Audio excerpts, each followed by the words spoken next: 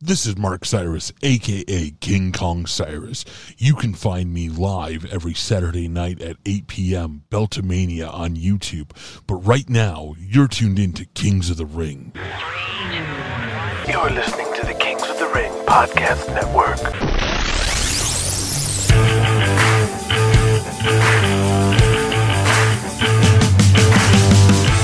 This is Steve Tatai, the writer-director of the ultimate pro wrestling saga, Kings of the Ring.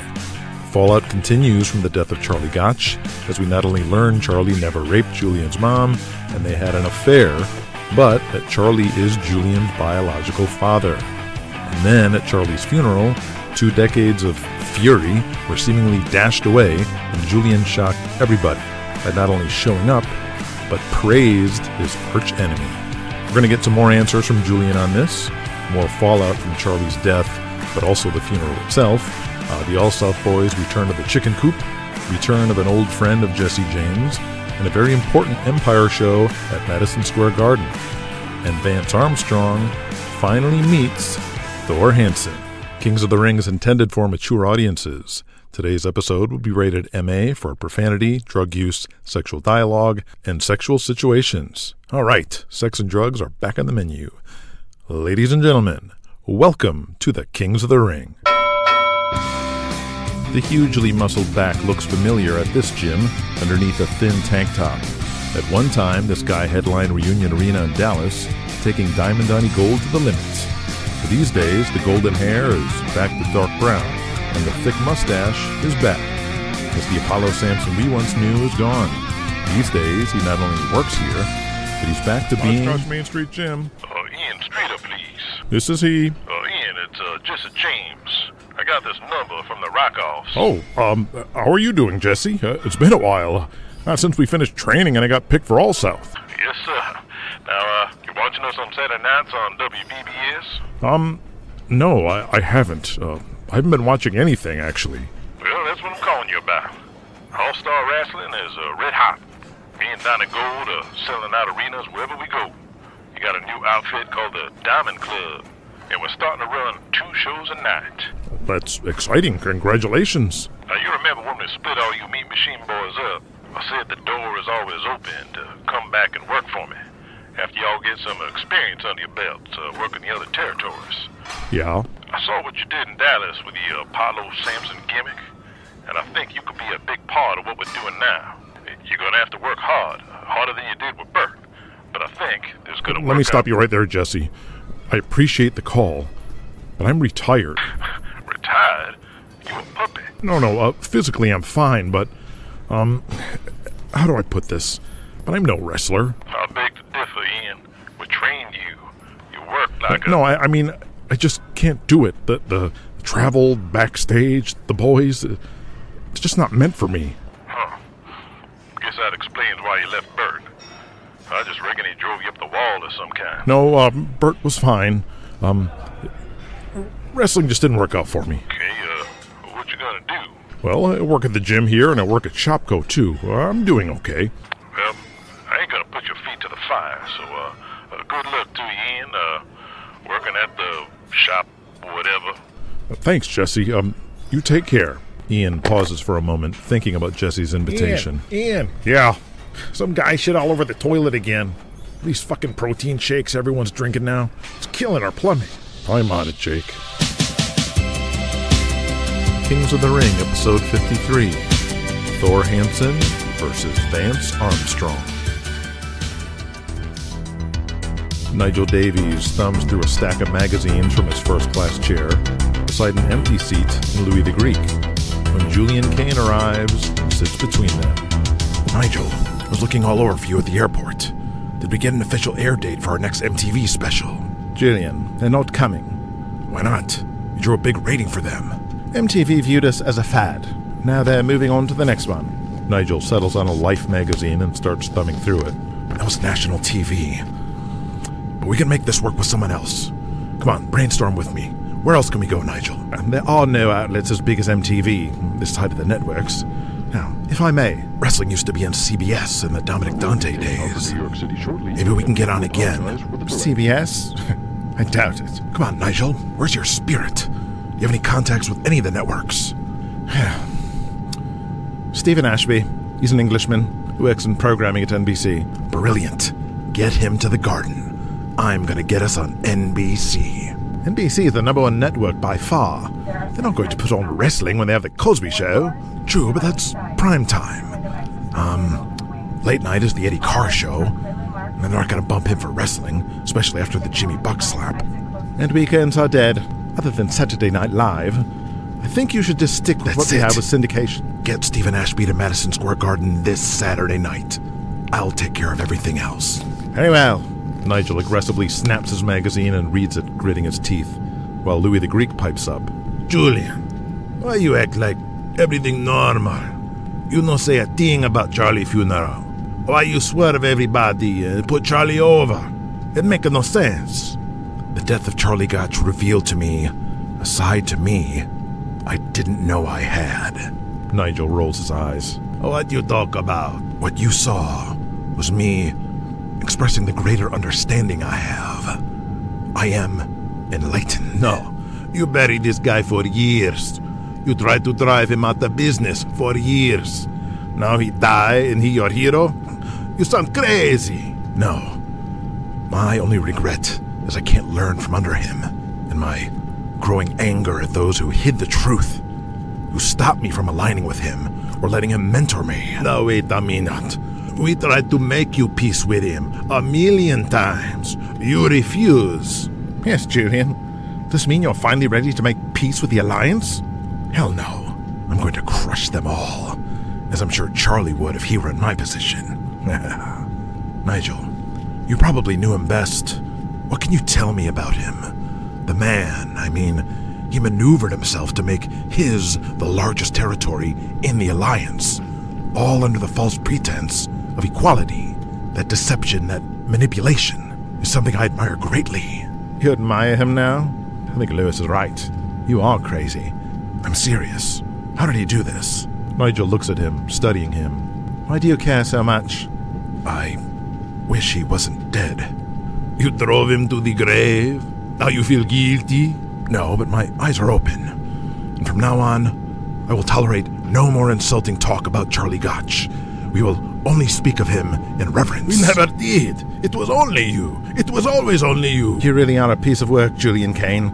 I can't sit here. I'm going to coach. I want a memoriam screen put up in his honor to start all of our TV programming. You never acknowledge anyone that exists on TV.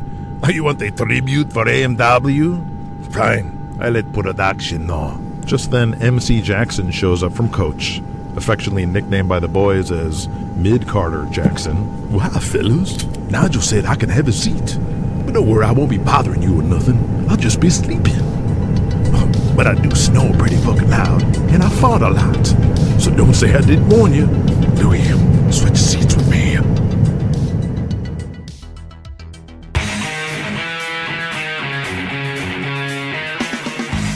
Beau Riggs stands in a flannel shirt and jeans, talking to outlaw Jesse James in the busy locker room. Sorry, boss, but that's 4 ribs cracked. Doc said if I don't avoid contact, they could snap right out and puncture my lung and I could die. Well, I could still work as a manager or something, though, right? But if you sub somebody in, I'll second him against Vladimir. I don't think that's going to work. Yeah, I still got heat with Vladimir for putting us in this predicament in the first place, so I don't feel like rewarding him. Just get better, Beau. I'll figure something out. Jesse sees Bobby Lee Rivers across the locker room, acting a fool in front of Miss Kitty and Barry Lovelace. Oh, shit.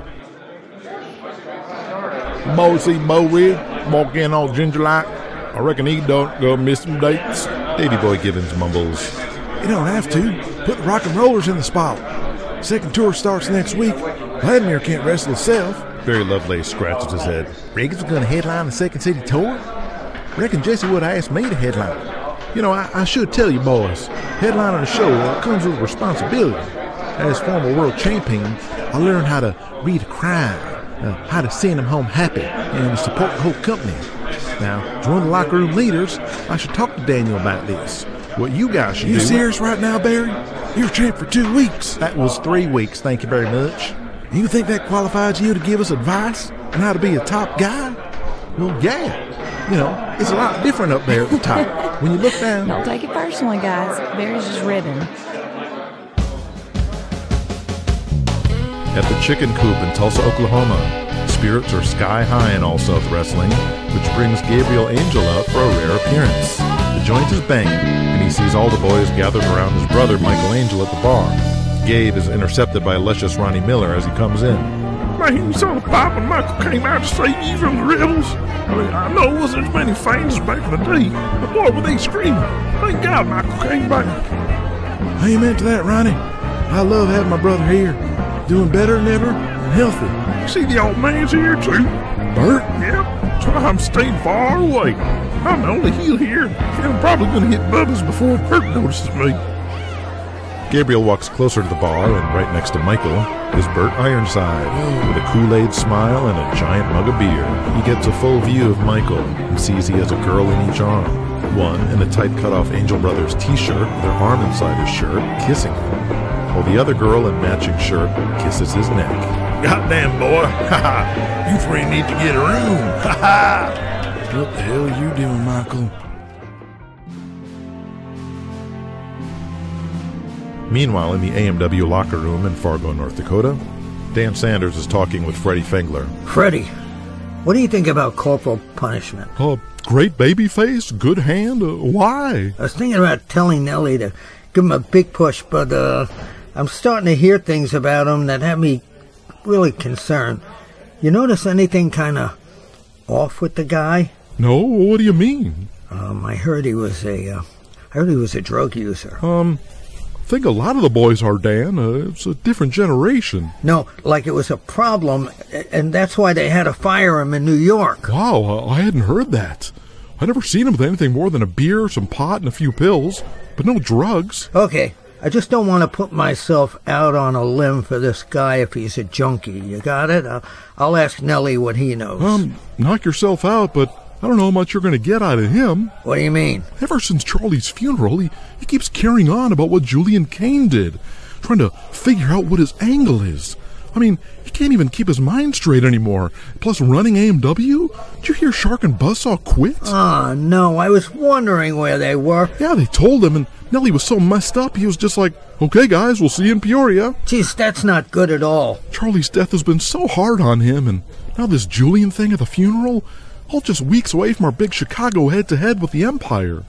I think we were all confused at first by Julian, but maybe the moment made him realize what's important in his life, and that's the life God gave us all. Yeah, that'll be the day, Dan. We are talking about Julian Cain here, not a regular person. Good point. As Dan looks around, he notices Corporal Punishment abruptly sneak back in from the hallway, his eyes watery, and he wipes and sniffs his nose. The all-star wrestlers of the WWA are at Large Marge's Tavern in St. Louis after another sellout of the Kiel Center under Diamond Danny Gold versus Jesse James in his special wrestling boot to sell his broken ankle. Most of the boys are loosely gathered around the bar when the Rykoffs see two familiar faces walk in. You guys made it. Come here, Justin. Some of the others turn around to see two jacked-up guys with mohawks, baggy pants, and Gold's Gym tank tops. Shark and Buzzsaw, the Apocalypse. My boys! Prince Abdullah, trainer of the entire meat machine, turns as a big smile breaks out. You have come home to the prince. We're going to run 2 cities each night now. The prince will run the B show, and you will be on that tour. Come here and let me kiss you big bald heads and you stupid haircut. Glad to be here, Abby. Tried to make it to the Kiel, but this dumb fuck partner of mine was trying to drive us to fucking Kansas City. That's not what happened, man. You were in charge of the map. Don't just shut up, Buzzsaw. Buy me a beer to make up for it. How come I have to buy you a beer? You told me the wrong turn. Oh, man. Bartender, give me 2 Budweisers. Shark shoves his way in, shaking guys' hands on the way, when he spots Miss Kitty with her long legs crossed under her short skirt, dunking a cherry sexily into her glass. Move over, Lovelace. He nudges Barry to the side. Here comes something meatier. In your dreams, fish boy. He moves in closer, Come on, Kitty. rubbing his groin against her leg. You heard you can't handle all my meat? Yeah. She turns and whips out her switchblade. Fuck off. I mean it. What's your fucking problem? You only get your rocks off by nerds or something? What did you just say? He just called me a nerd. I'm a former world champion. Just fuck off, idiot. I know what you're all about, kitty. I know. Backstage at Madison Square Garden, the NBC head of programming, Stephen Ashby, meets his old friend, Nigel Davies. Hello, Nigel. Nice to see you, mate. What an awful scarf. What's wrong with you? 'Tis my tribute to Tom Baker. Bloody hell. You still watch Doctor Who? Of course, Nigel. Come with me. Let's catch up. Kings of the Ring will return after these messages. Move over, Bacon. Now there's something meatier. Pure pork sizzling. Delicious. It is meatier. Pure pork sizzling. Swift makes it from leaner cuts of government-approved pork, and all that lean is all real meat. It's 50% leaner than bacon, so it's meatier. Move over, Bacon. Now there's something meatier. Pure pork sizzling. Tastes great. Move over, bacon. Now there's something meatier. Pure pork sizzling. Don't give me that so-so soda, the same old cola. I want a rock and roller. I want a pie. I want a Shasta. I want a taste for that. All the great taste. Shasta has. I want a pie. I want a Shasta. I want a thrill. I want a wow. Tasted all I wanted now. I want a pie. I want a Shasta. We now return to capitalist pig Kings of the Ring. About 800 miles north of the WWA party, the boys of AMW have taken over a local bar in Fargo.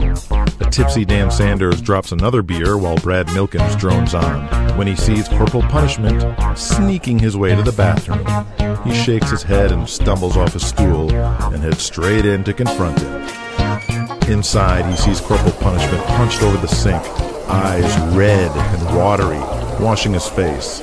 Everything okay, Jerry? He yanks the cloth material roll from the towel dispenser on the wall and dries his face. Yeah, brother. Just peachy. Okay, that's enough. Come here. Dan forcefully pushes Jerry against the wall. Hey, What the hell? I know what you're doing. I know you young guys are into these drugs, but if you're ever going to be a top guy, you got a responsibility to fans, you get it? Didn't you see what happened to the Tarzan kid? He threw his entire life away because of frickin' drugs. What are you talking about? Tarzan was my friend, too. I heard you might have had a drug problem, and you know what? I can see it with my own eyes. Bullshit. Hey, I just saw you now, all red-eyed, all jittery, and washing your face. A man can't wash his face. And I saw you sneaking around the locker room sniffing. Your eyes all bloodshot. I know some of the boys do a little cocaine after the matches, but you're doing it in the locker room. These are all signs of being a frickin' junkie. I don't know why you're saying any of this, but I do not have a drug problem. I saw an ABC after-school special with my kids. Yeah, I was watching it with my kids. And they said the first sign is denial. No one admits they have a drug problem. Man, I mean, I literally don't. What about today? I'm trying to keep this private, because my private life is my life, and nobody needs to know my life outside of wrestling. But the reason I was sniffing and red-eyed is because I was crying. Crying? Why? Because I just got off the phone with my mother and told me she's got breast cancer.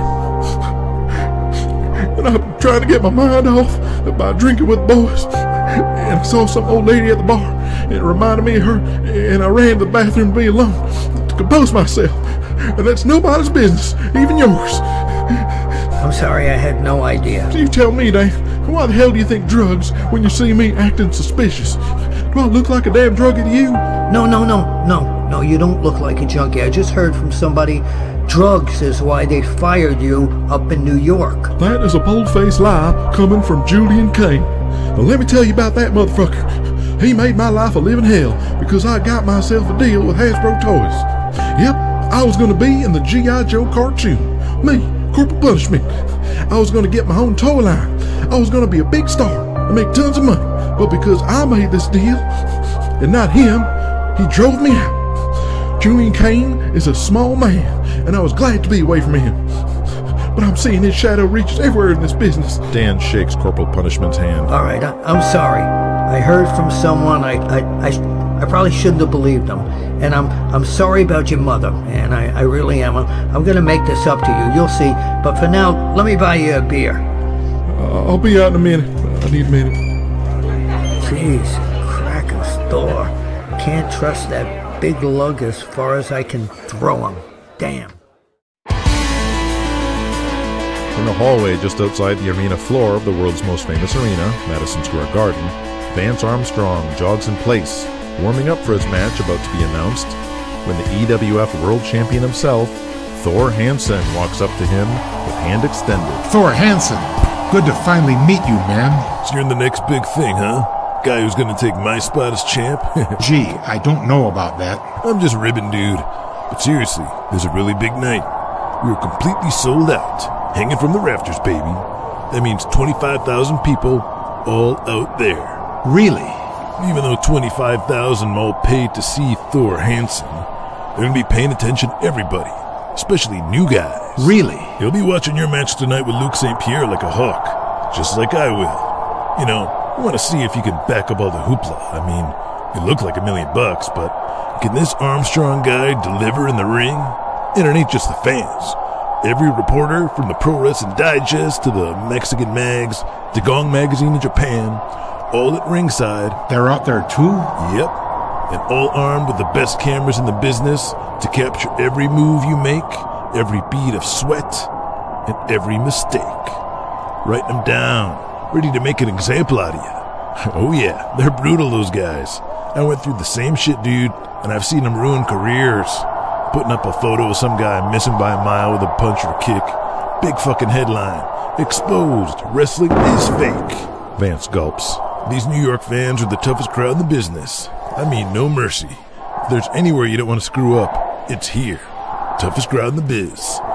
It took me like 50 matches before they finally took me seriously. What? Not only are you having to worry about the wrestling itself, but you have to worry about getting injured too. Or injuring your opponent. I mean, aren't you noticing injuries and pain in places you don't even know you had before? Yep. But hey, the office says you're the best. So what do you have to worry about? They want that spotlight on you, brother. Like that MTV party you were at with Julian. All those guys are here.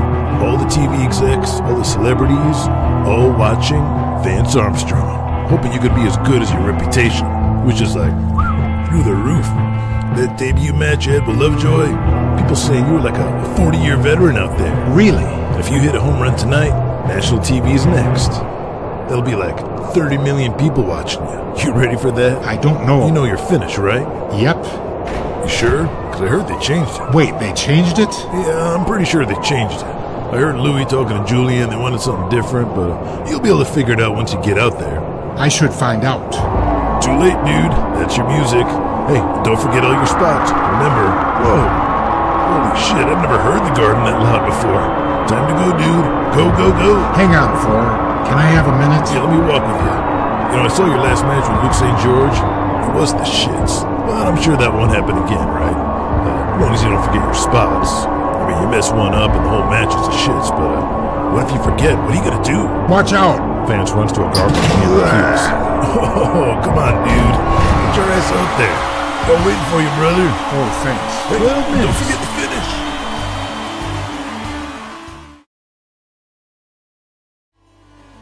Julian Cain walks through the wrestler entrance with Stephen Ashby onto the floor of the sold-out Madison Square Garden. It's electric, isn't it? Yes, impressive indeed, Julian. This is what the Empire Wrestling Federation brings to the table. Electricity. EWF reminds me a lot of NBC. How so? You're number one by a mile, towering over your competition, and always looking for new challenges and to never be complacent. Yes. Your primetime lineup is unparalleled, a juggernaut. On the weekends, you have Saturday Night Live, along with the Eddie Carr Show all week. NBC is unstoppable. That is true. But what is your point? Except in the summer. We do quite well in the summer, even though it's reruns. Yes, reruns. How would you like to break from the pack again and show who the innovators are in television and add new programming to Saturday nights? Lon Michael shuts down all production in the summer. Yes, I know. So how about you put on this? He gestures to the entire arena. Saturday Night Wrestling in a one-time TV special at 11:30 on a Saturday in August. I'm intrigued. That is short notice. Is it? I mean, what are you doing now? A tape of Billy Crystal and Candace Bergman? No one will miss it. But instead, you'll have the biggest live-action star in America, Thor Hansen. Now that is interesting. But I'm not sure the others will like this. Zulu, that African bloke, that villain. But let me talk to my people. After all, we can sell commercials easier than with a rerun. You'll get stars like the man in the ring, Vance Armstrong, my personal discovery, the hottest prospect in sports since Larry Bird. Watch this.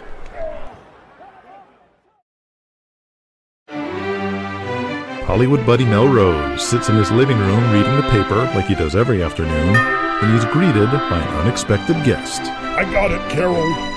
Wondered if this could... Freddie! Hey, buddy. What a wonderful surprise. Come in, come in. Can I get you some coffee or a beer? No, thank you. Oh, have a seat. Thanks. So how are you, Freddie? I'm doing okay, buddy. We got this big Chicago show coming up, and... You know, I'm lying, buddy. I'm not doing good at all. What is it? Are you unwell? No, not me personally. It's Nelly. You talked to him at the funeral? I guess, if you can call it that. I spoke to him for a while, but, the lights were on, but nobody was home, if you know what I mean. Yeah, it was scotch and Valium all day. But even without the drinking, Nelly's a mess, and it's affecting the show. His mind just isn't where it needs to be. With a Chicago show and all these Julian Cain head-to-head shots, and with Charlie out, we really need leadership. It's like me and the referees struggling to keep things together. I'm sorry to hear that. Maybe I'll give Nelly a call and see if I can pep him up. Actually, I was hoping you'd do a little more than that. What would you think about coming back? At least until Nelly gets back on his feet, but we could really use your help. Boy, I don't know, Freddie. It was great to see everyone at the funeral, but I think I'm done with wrestling. Really? Well, why don't you just stop by? We're in Rochester in a couple days. I'm sorry, Freddie. I'm gonna have to pass. Maybe lean on Dan Sanders for help running the locker room at least. Oh, okay. I understand. Just give Nelly some more time. It's like a mental overload, all that's happening, and then Julian's big swerve at the funeral. Everyone's acting a bit bananas since Charlie passed. It's a bigger deal than we all realized. Sure. Yeah, we'll be okay.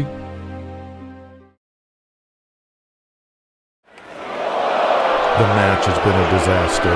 Vance Armstrong, bathed in a cold sweat, has looked completely lost. The fans growing impatient. Let's go home, Vance. Go home.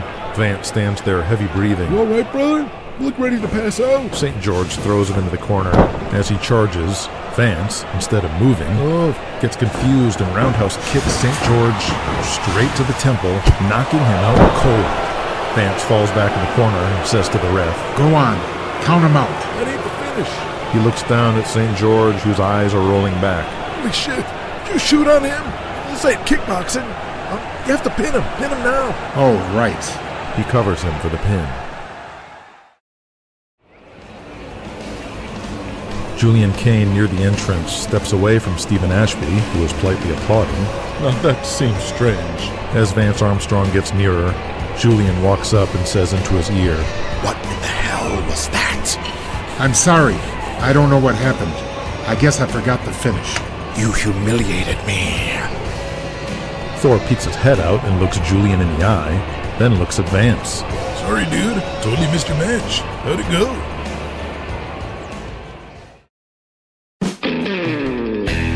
Louis the Greek comes across Vance Armstrong in the back, in the corner of the locker room, sitting down with a towel over his head in shame and frustration. Louis gives him a reassuring pat on his wide, muscular back you could show a movie on. Don't be so hard on yourself. Everybody choke one time or another. I got overwhelmed by everything. Thor was telling me what a big deal this show was, and everyone here. Thor? Oh, no. I think Thor play a rib on you. What? No, he wouldn't do that. He was trying to help. Kid, if he play a rib on you, it shows he think you one of the boys. It's good. Cheer up. Welcome to the wrestling business, eh? He pats Vance again, who starts to cheer up. Louis' smile turns into a frown as he walks away, glaring at Thor across the room. Knowing what Thor did was no rib. Vance has even more obstacles than he did before.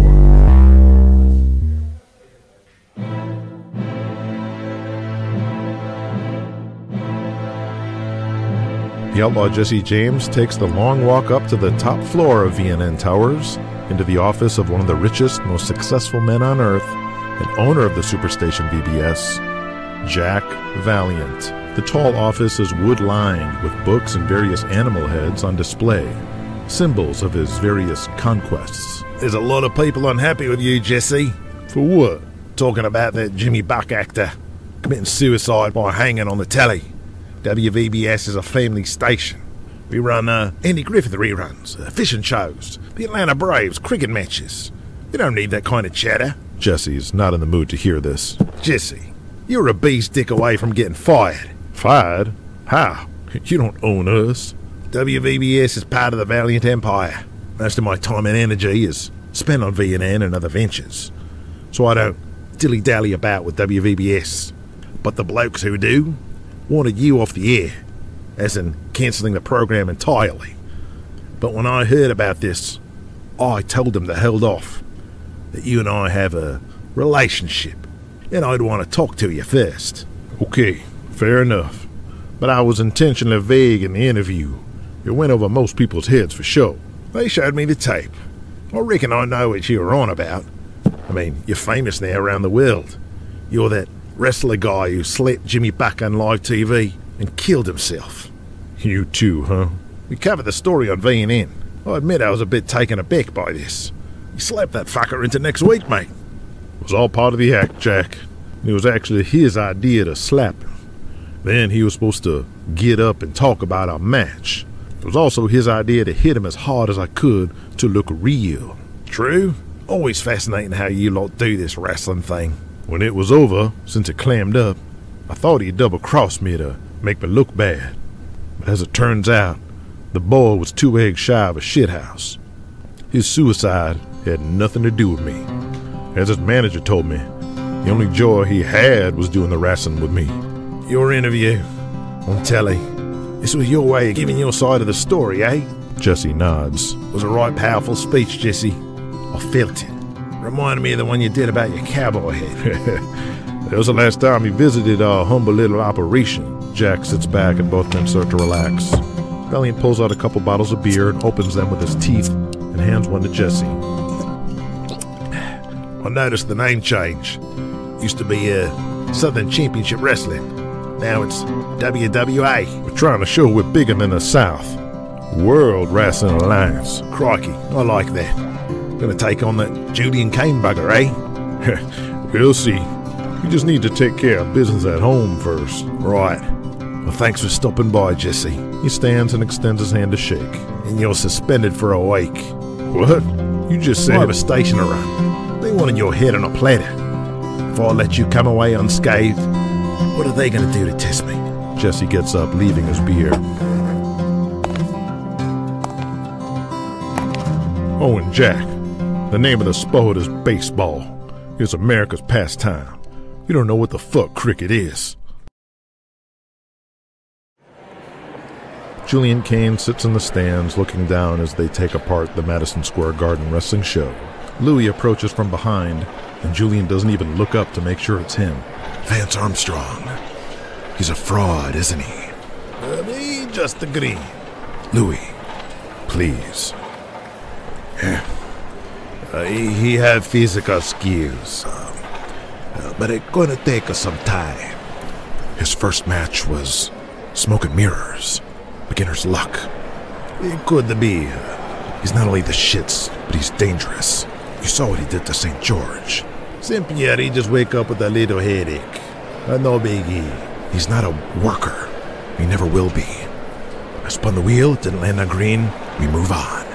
Louis gives a pained nod of agreement. There's a tape of that match between him and Brian Lovejoy from Calgary. Make sure that tape is erased. I don't want that match ever seen by anyone ever again. Yes, Julian. But what now?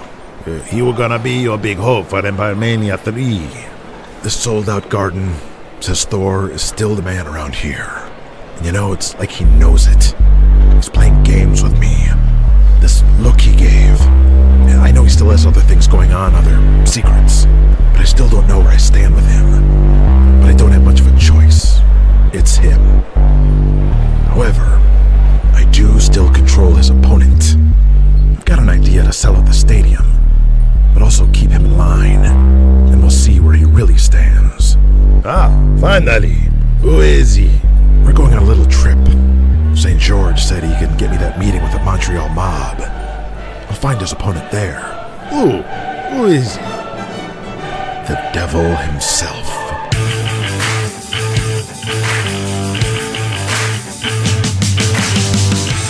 Who is it? Who is Julian Cain going after? Who is the devil? Can you figure it out? Today's deleted scene was Corporal Punishment's special payphone conversation, while King Kong Cyrus worked out his match with Brad Milkins. If you heard this, then you're listening to the extended edition of Kings of the Ring, only available on Patreon, and we thank you for your patronage.